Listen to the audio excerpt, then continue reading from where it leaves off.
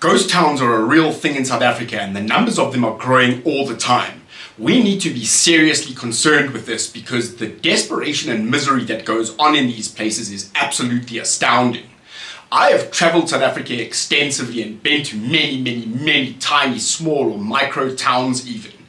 And there was once some hope in these places. There was some agriculture, more micro-agriculture, there was tourism, there was passing trade, there was industry, there was all kinds of things that were going on in these places that would keep people's heads above water. And they have completely fallen apart. South Africa has literally hundreds of small towns at the moment where you go to these places, there's no water, there's no electricity, the schools are falling apart, the local service delivery is a complete mess, people are protesting all the time, they're bitterly unhappy. You can't even travel in and out of some of them because the roads are so bad.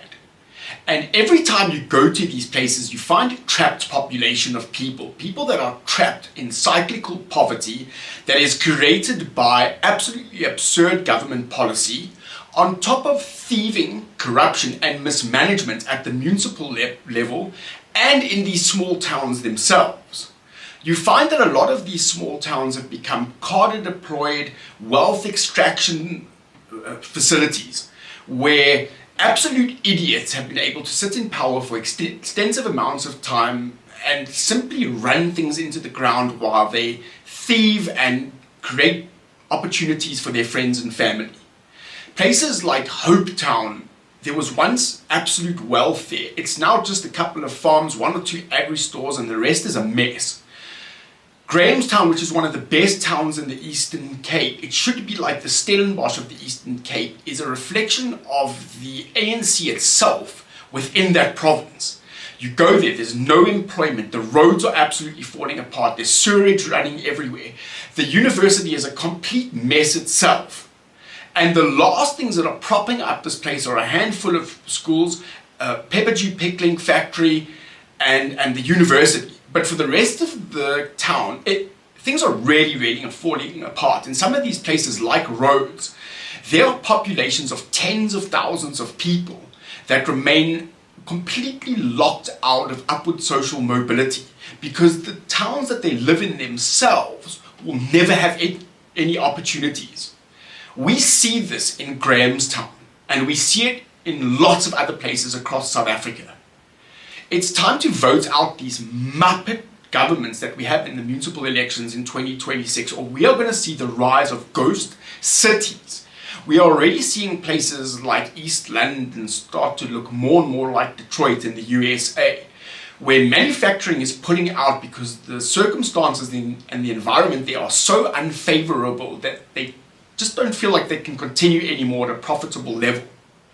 And as these factories pull out, there's really nothing else there. Not a lot of people go to places like that for tourism. It's not exactly the most beautiful place along the garden route.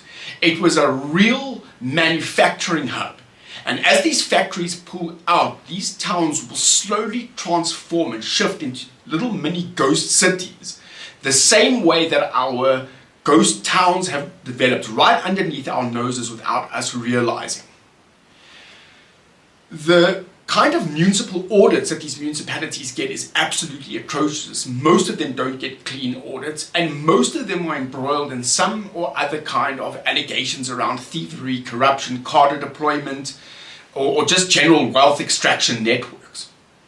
South African small towns need to be built up sector by sector, town by town, by diligent and willing public civil servants. Because the people that are trapped in this town have absolutely nowhere to go. They cannot leave for the city, even if they could afford it. There's simply no more space in the cities. We're having urban migration problems in South Africa. Even if they can make it to the cities, there's no more employment or housing for them here anyway. People land up on the streets. We need to fix our small towns in South Africa before we end up with enormous problems and especially, we really need to focus in on places like East London and make sure that they don't go completely to the dogs. I'm Aidan Brown, and this is the Main Stage podcast. I wish you all the best because we all need it. Thank you very much for joining in, and bye for now.